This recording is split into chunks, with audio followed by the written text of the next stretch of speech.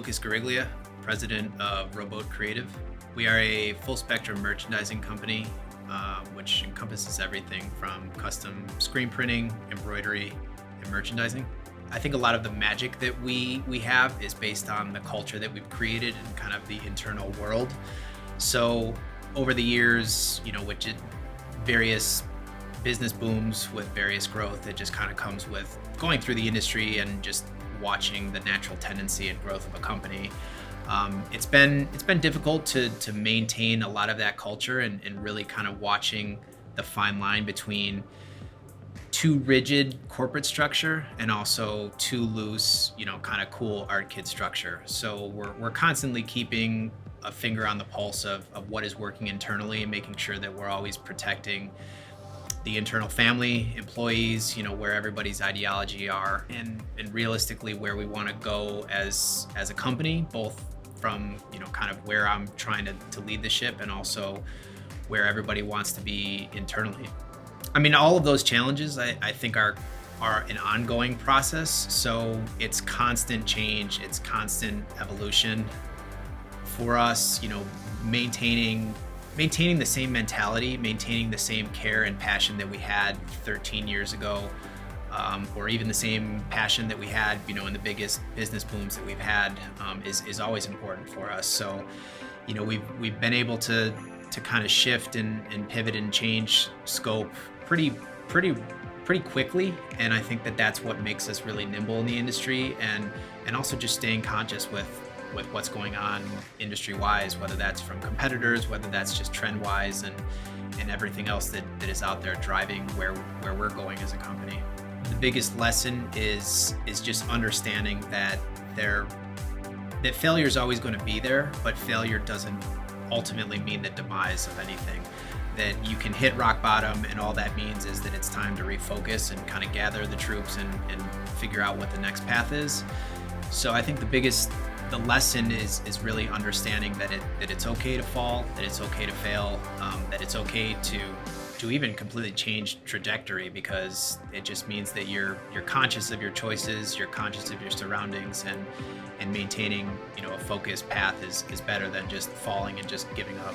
So when I see employees, when I see clients, when I see personnel that are really kind of going the extra length without considering a lot of extra things, if you see employees that are out there that are willing to work extra hours, they're willing to put in extra effort, and they're not completely only focused on the monetary side of things. That's what I'm looking at in terms of company culture and company structure, because everybody can always be focused on money, people can always be focused on extraneous things, but when they truly believe in a message and they truly believe in a lane that we're trying to carve out, all of those things become kind of irrelevant, and they all want to be part of that machine and part of that bigger picture that we're trying to create.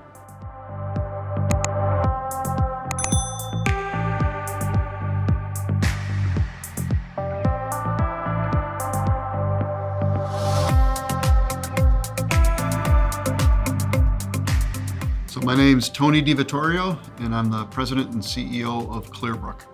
Our business, we're in human services. We provide services and supports for people with intellectual and developmental disabilities through the wide range of life, from infancy until geriatric age and everything in between. As a nonprofit working in the state of Illinois, especially, the state's fiscal situation is brutal. And so the challenge for Clearbrook and for myself is to make sure that we continue to operate with great quality, that our mission and our focus is so important that we don't lower our standards because the state's lowering their standards.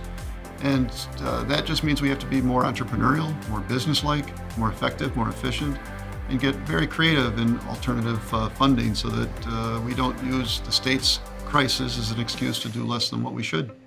So in our field, we're a not-for-profit. And a lot of people see that as a style of doing business. And there's kind of a victim's mentality, little sisters of the poor, help us. Nonprofit for Clearbrook means that's our tax status. But I think that we really see ourselves as a business. And if we have no margin, we have no mission. And so we don't feel ashamed of the fact that we try to operate in our mission as a business so that we look for those things that will have great return, so that develop our resources. We also have loss leaders, which ethically we're not going to let go of. They lose money, those services, but they're needed and they're part of our mission, part of our culture. But we try to balance that with other opportunities where we can kind of maximize our income and maximize our return and not feel guilty about making money, because if we make money over here, then we can pay for those things that we're not making money over there. So it's that sense that even though this is a social service, even though it's a non-for-profit, it's a business. And like any business, we want to be the leader in the business, the one who sets the standards, the one that people are familiar with, the one that our customers, those families that have children with disabilities, come to because of our reputation. So our greatest challenge by far in our industry, and I think it's in the for-profit world right now with the economy the way it is finding staff, any staff really. But when you're underfunded and the incentive of just good pay is secondary to the type of work, now it really gets challenging. So our hands-on staff are doing the work of, they're distributing meds, they're implementing behavior plans, they're cleaning the homes, they're prepping the meals, they're driving people to work, and yet they might be getting paid the same as someone working in retail. And in retail, you can show up, do your job, and go home.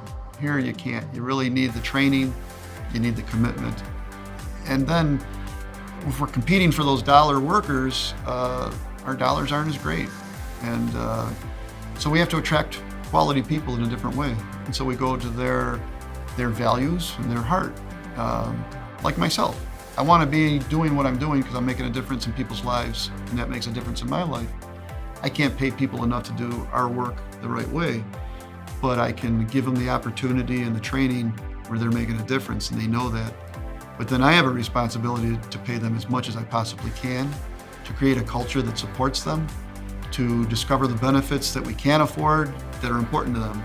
Healthcare, the standard ones, and time to be with family, but also maybe continuing education and training, getting people credentialed so that they grow as professionals.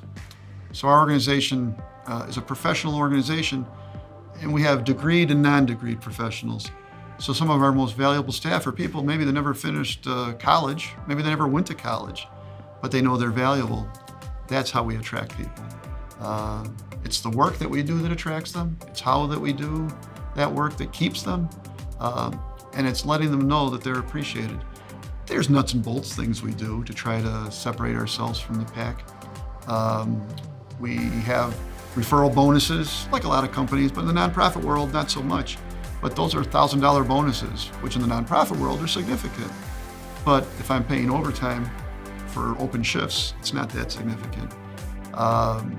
We have people meet their supervisor the first day for lunch. So they're in training, they get pulled out of training, and they go to a restaurant and have lunch on us. And the only rule is you don't talk about work. I want them to know each other as people. I want to know, do you have a family, do you have kids, do you have a spouse? Are you struggling with something at home? Or I want you to grow and trust me. It's because if I know what's going on in your life, I'll treat you differently than if I didn't know what's going on in your life. And I think people appreciate that. So as they're starting on, that's a good way to start. You don't meet your boss 2 weeks into the job. You meet him on the first day for lunch.